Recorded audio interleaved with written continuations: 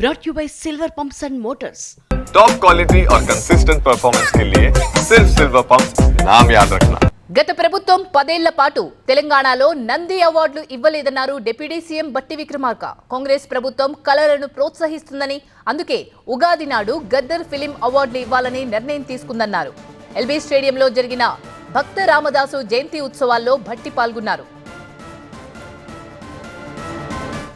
ప్రభుత్వం కళల్ని పెద్ద ఎత్తున ప్రోత్సహిస్తుంది.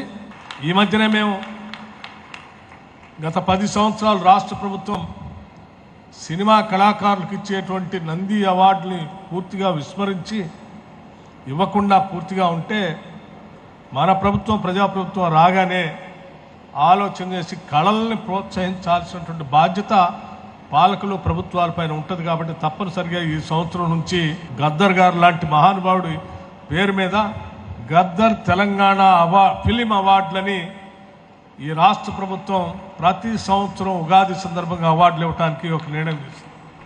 ఉగాది నాడు గద్దర్ ఫిలిం అవార్డులు ఇవ్వాలని ప్రభుత్వం నిర్ణయించినట్టు బట్టి చెప్తున్నారు. రాష్ట్ర వ్యాప్తంగా నాటక పోటీలు నిర్వహించి వారికి అవార్డులు ఇవ్వనున్నట్టు చెప్పారు. అవార్డులు కూడా ఇస్తాము, అయితే గత 10 ఏళ్లు తెలంగాణలో నంది అవార్డులు ఇవ్వలేదు అన్నారు బట్టి.